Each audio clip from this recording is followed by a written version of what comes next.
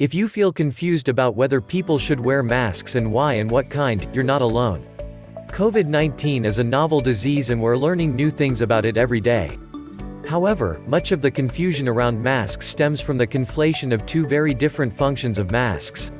Masks can be worn to protect the wearer from getting infected, or masks can be worn to protect others from being infected by the wearer. Protecting the wearer is difficult. It requires medical-grade respirator masks, a proper fit, and careful putting on and taking off. But masks can also be worn to prevent transmission to others, and this is their most important use for society.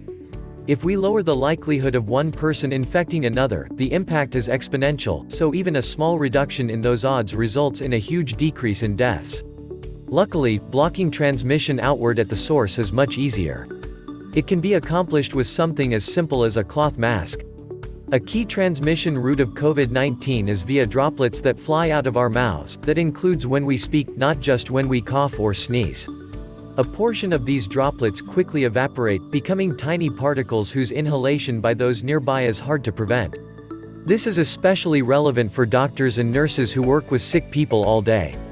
Medical workers are also at risk from procedures such as intubation, which generate very tiny particles that can float around, possibly for hours. That's why their gear is called Personal Protective Equipment, or PPE, and has stringent requirements for fit in order to stop ingress, the term for the transmission of these outside particles to the wearer. Until now, most scientific research and discussion about masks has been directed at protecting medical workers from ingress. But the opposite concern also exists: egress, or transmission of particles from the wearer to the outside world.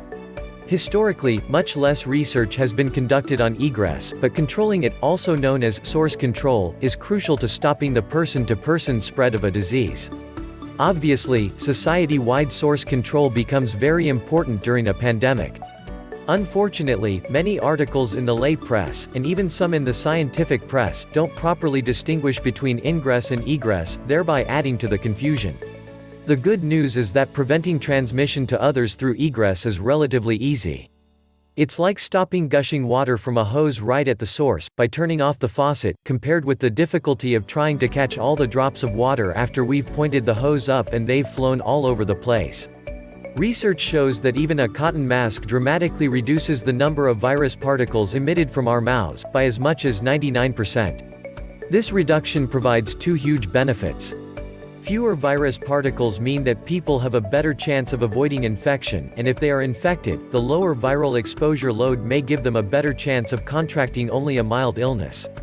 COVID-19 has been hard to control partly because people can infect others before they themselves display any symptoms, and even if they never develop any illness.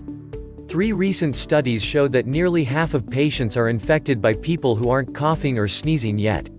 Many people have no awareness of the risk they pose to others, because they don't feel sick themselves, and many may never become overtly ill.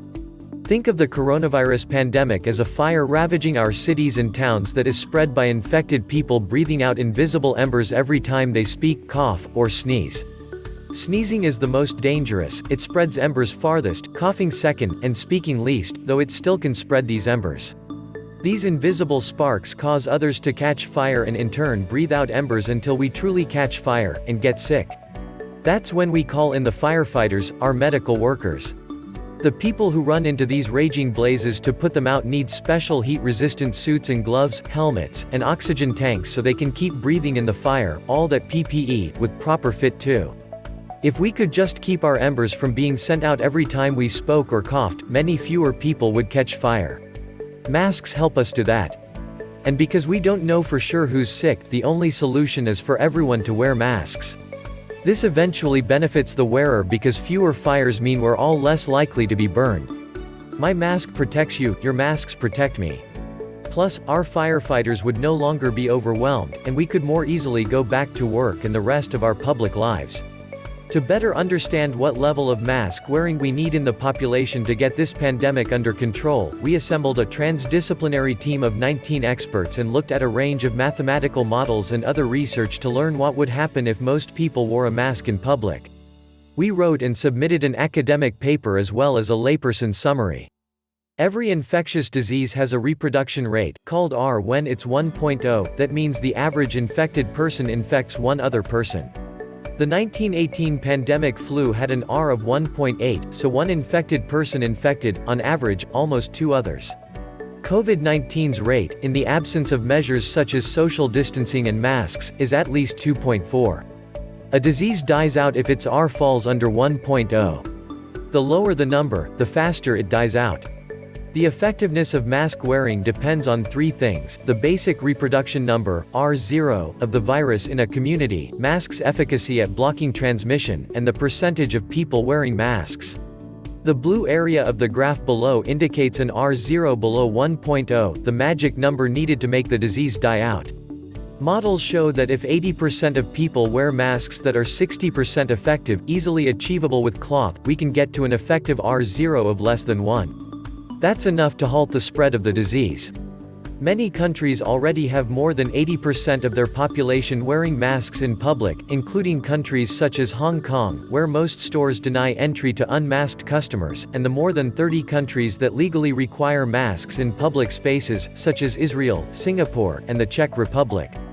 Mask use in combination with physical distancing is even more powerful.